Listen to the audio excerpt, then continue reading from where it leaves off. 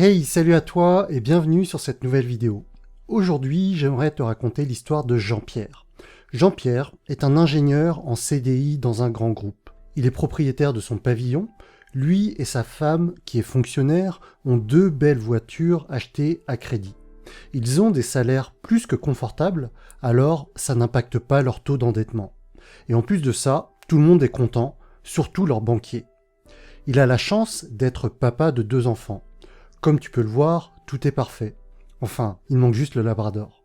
Jean-Pierre adore planifier ses prochaines vacances et se voit déjà en train de montrer les superbes photos qu'il aura prises à ses collègues. Tout est cool, en apparence. En fait, il n'y a qu'un seul petit hic. Jean-Pierre ne voit pas les différents petits signaux que la vie lui envoie pour lui montrer une évidence. Jean-Pierre n'est pas heureux. Plus le temps avance, plus il se rend compte que dès le lundi matin, il attend déjà avec impatience le vendredi midi pour entendre les premiers « bientôt le week-end ». Chaque jour, il attend d'être sauvé par le fameux « un petit café, Jean-Pierre ?» Et oui, il attend la pause avec impatience. Un écho répétitif et incessant commence à remplir ses journées à base de « ça doit être fait pour hier ». Ben, ça va comme un lundi. Ou encore, ben alors, t'as pris ta demi-journée? Et lui, pour faire taire cet écho, il se blinde du fameux « vivement ce soir ». Mais au fond, Jean-Pierre, ça l'embête d'être à ce soir, car être ce soir le rapproche déjà de la même journée qui va se répéter le lendemain. Une forme de tristesse et de dépression commence à s'installer. Jean-Pierre n'est pas heureux. Et le pire, c'est qu'il culpabilise de ne pas l'être. Car après tout, avec tout ce qu'il possède, il devrait être comblé, content, satisfait. Sur le papier, il fait même des envieux. La vie a beau lui envoyer plein de messages pour lui montrer qu'il n'est simplement pas à sa place, il refuse de les voir. Oui, il refuse de voir qu'il a pris beaucoup de poids. Il refuse de voir que pour lui, les week-ends deviennent tous les mêmes, à base d'apéros, un peu de sport, de jardinage et de sorties entre potes. Il va régulièrement chez le docteur pour soigner une petite angine, une grippe, des symptômes de crise d'angoisse. Mais bon, ça c'est comme tout le monde, c'est normal. Finalement, même les pauses qu'il attend avec tant d'impatience ne suffisent plus à combler ce sentiment de mal-être. Dans la journée, Jean-Pierre navigue de plus en plus sur YouTube. Il aime bien regarder la chaîne prendre sa vie en main. Les vidéos lui apparaissent comme une évidence, mais il se dit que tout ça, ce n'est pas pour lui. Ce n'est qu'un rêve. Parce que quand on a un travail avec un salaire confortable, une maison, des enfants, de belles voitures, ce serait une pure folie de vouloir vivre une autre vie. Et en plus, pour faire quoi? Il ne sait même pas ce qu'il sait faire, Jean-Pierre, ni réellement ce qu'il aime. Quand on lui demande de se présenter, il répond par l'intitulé de son poste. Et pourtant, ce n'est pas ce qui le définit en réalité.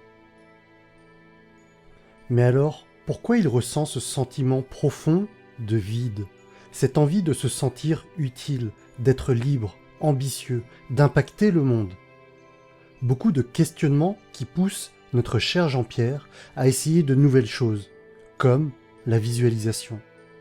Il ferme les yeux, il prend une grande respiration et fait une chose qu'il n'a pas fait depuis longtemps. Il s'autorise à rêver.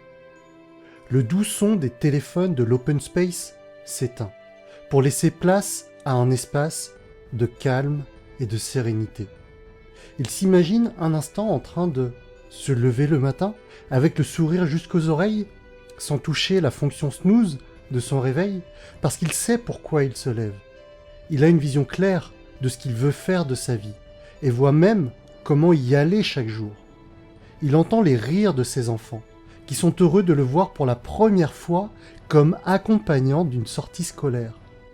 Il se sent léger, libre, fier. Il accueille ses émotions et se sent en phase avec ses valeurs. Il ouvre les yeux et revient tristement à la réalité, sauf que ce jour-là, une vidéo interpelle son attention. Appelons ça le hasard.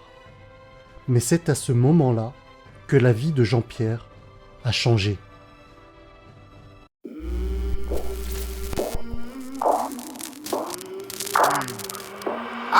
Came from the mud, there's dirt on my hands. Strong like a tree, there's roots where I stand. Oh, I've been running from the law. Hope they won't shoot me down soon.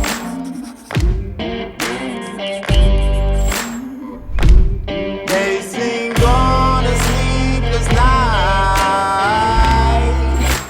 Try to catch me howling at the moon.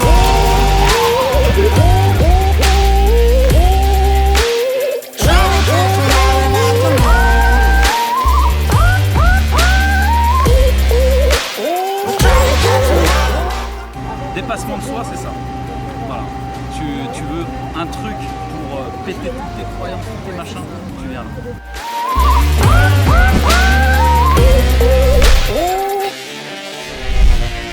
When it rains, it pours. Water's up to my chin. Won't stop fighting to the very end. Many men try to reach it. Many men have failed. Well, if you wanna get to heaven, you gotta raise a little hell. And I've been running from the law.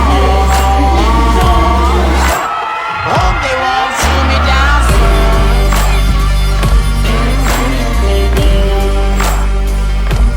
They say no to sleepless night.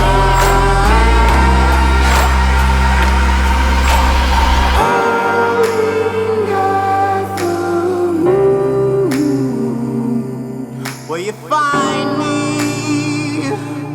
Hope you find me. I'll be back home soon. When the sun rises, when the sun